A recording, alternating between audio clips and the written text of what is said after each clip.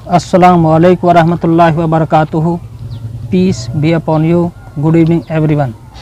जैसे कि पिछले दिनों से लगातार पूरे देश में किसानों का एहतजाज प्रोटेस्ट चल रहा है और आम जनता, मिडिल क्लास और लोअर क्लास, मजदूर सभी सोए हुए हैं और वो अभी तक इस बिल के खिलाफ़ खड़े नहीं हुए हैं।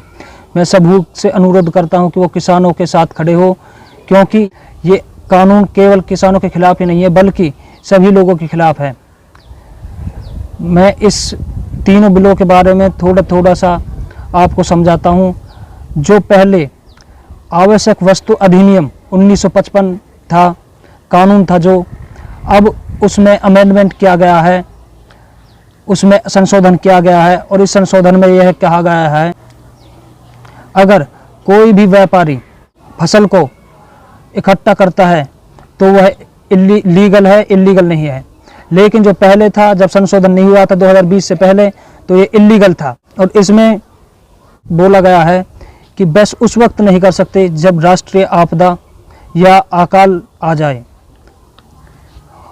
और मैं इसकी क्लेरिफिकेशन करना चाहता हूँ कि अगर व्यापारी इसको किसानों के पास से फसल को खरीदेंगे, स्टोर करने के बाद कुछ दिन बाद या कुछ महीने बाद इसको जब बेचेंगे तो वो अपने दामों पर बेचेंगे और जिससे महंगाई बढ़ेगी, महंगाई का सामना करना पड़ेगा और जीना दुश्वार हो जाएगा।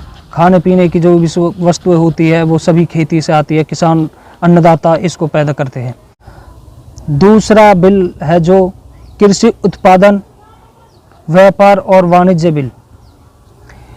इस बिल में कहा गया है कि जो मंडियां होती है उनके बाहर भी किसान अपनी फसल बेच सकते हैं,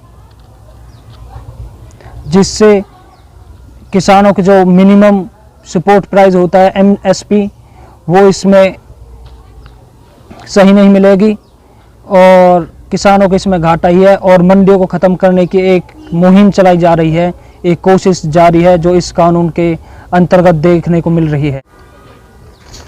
तीसरा बिल है मूल्य आश्वासन पर किसान समझौता और कृषि सेवा बिल।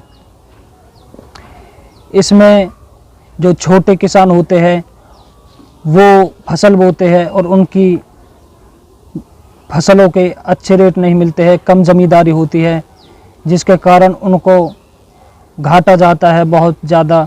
तो इस बिल के अंतर्गत अगर वह पहले ही कॉन्ट्रैक्ट कर लेंगे, जैसे कि आलू बो दिया तो आलू की कीमत, आलू का मूल्य पहले से ही बता देंगे कि आपके आलू 20 रुपये किलो या 10 रुपये किलो खरीदे जाएंगे।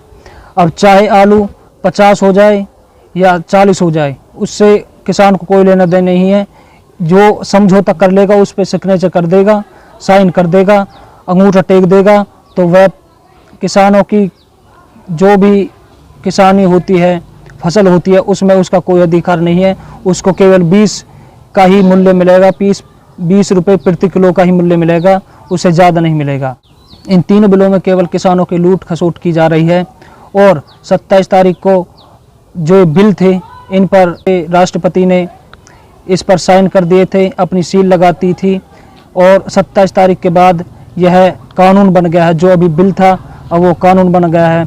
बिल जब तक रहता है, जब तक कि पार्लियामेंट में है, और जब उस पर राष्ट्रपति की मोहर और साइन हो जाते हैं तो एक कानून बन जाता है और फिर वह पूरे देश में लागू होता है।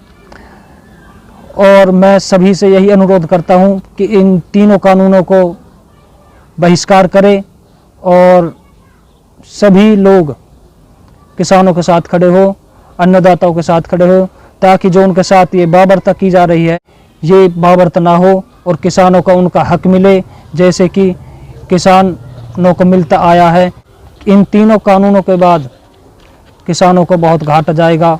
किसानों को ही नहीं बल्कि पूरे देश में महंगाई होगी, जिससे देश की रुपए की कीमत घटेगी।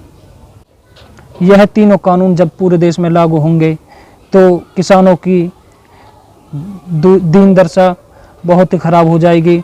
और जैसे कि आप हर बार सुनते हैं, हर महीने में आपको एक खबर सुनने को मिलती है कि किसानों ने की जहर पी का आत्महत्या की या फांसी से लटक के आत्महत्या की। तो इससे भी बुरा वक्त आने वाला है किसानों के साथ। मैं आप सभी से अपील करता हूँ, गुजारिश करता हूँ, प्लीज़ किसानों के साथ खड़े हो और आप सभी सेव किसान और जय किसान का हैशटैग चलाए।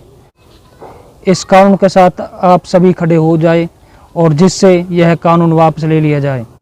इसी के साथ मैं अपनी बोली को विराम देता हूँ। जय हिंद।